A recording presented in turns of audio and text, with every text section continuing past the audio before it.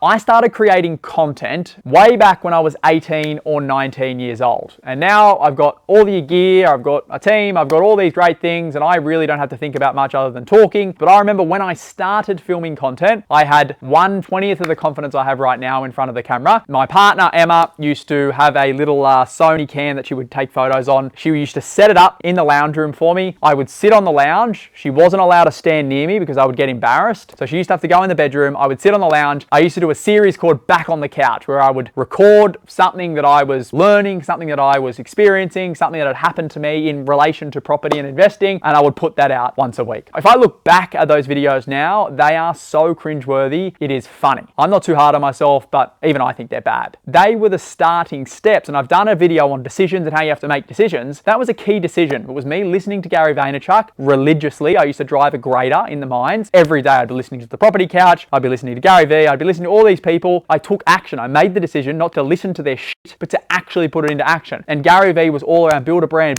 create content, get out there and do it. And I thought, what's the worst that could happen? I was in the mines with a bunch of people who were the opposite of what I wanted to be. They're not bad people. I just obviously didn't aspire to be someone who worked in construction and mining all my life. I thought, okay, well, I'll do that during the day and then I'll create content, and that will start to build my brand. It'll start to build my confidence. It'll start to build my knowledge base, because I can't talk to camera and not know about something. Otherwise it'll come out in the wash. And I started to get some traction. I started to have people watch my stuff. I started to have people liking, commenting. It takes a long time to get followers. And when I started, I had about 600 followers on Instagram, and those people were just my Facebook friends. I did that for about 18 months, 2 years. So I wasn't even in the industry. I was just creating content. I wouldn't just do videos. I'd create tiles and I'd post them on my socials. I'd just create long form posts around things that were happening and experiences in my life. And I know a lot of people thought this bloke is a wanker. Like, a lot of people thought that when I was growing up. I obviously got into the industry, spent 3 months just alone learning how the industry worked, learning how to deal with clients, how to create business, all the rest of it. And then at the start of 2020, most people in real estate hire a associate as their first hire. They'll get out there, they'll hire an associate. That associate does a lot of the heavy lifting when it comes to the grunt work that allows them to focus on dollar productive activities. I didn't go down that route. I hired a full-time videographer as my first hire. There's obviously admin tasks that need to be done. I can get that person anytime, but the earlier I start building a brand and the more content that I can pump out, the faster I'm going to gain momentum. Because every time I have a win or every time I have a success or something I can share, instead of me telling 20 people about that, I put it online and 200 people will see it, or 500 people, or 1,000, or 10,000. I strongly believe that is the reason that my brand and my business is where it is right now, 3.5 years in, as opposed to doing it the other way, where most people hire an associate, an admin person, this, that, and the other, and then they get into the branding part way down the track. And I cannot tell you, again, the amount of doors that it's opened up. I think that I know a lot of people, but the reality is millions of people see my content every month across all the platforms. Millions of people know who I am. They know my name. They know my content. And let's say 10% of those people actually like what I do. So let's say 100,000-ish people a month see my stuff, know who I am, and when other people talk about property, they mention my name. How fast do you think that's going to compound, as opposed to not sharing anything online, not putting yourself out there, not having the good and the bad? Trust me, I've had a lot of the bad that comes with content and building a brand as well. It's just not even comparable. The good will 10x outweigh the bad. This is not me saying it from not experiencing it. This is me listening to people who are much bigger, much better, and much more successful than I am, who have done it, and I listen to their advice. I'm implementing it now, and I'm seeing the fruits of it. So I think if I was starting a business again, if I was starting a career again, whether it was in property or whether it was in something else, everyone knows I've started a building company. It's all content, it's all brand, and it's all putting yourself out there so more people know who you are. You need to expect the bad that comes with it, but I can assure you, if you're good at what you do and you're educated and you talk well, over time, the good will outweigh the bad.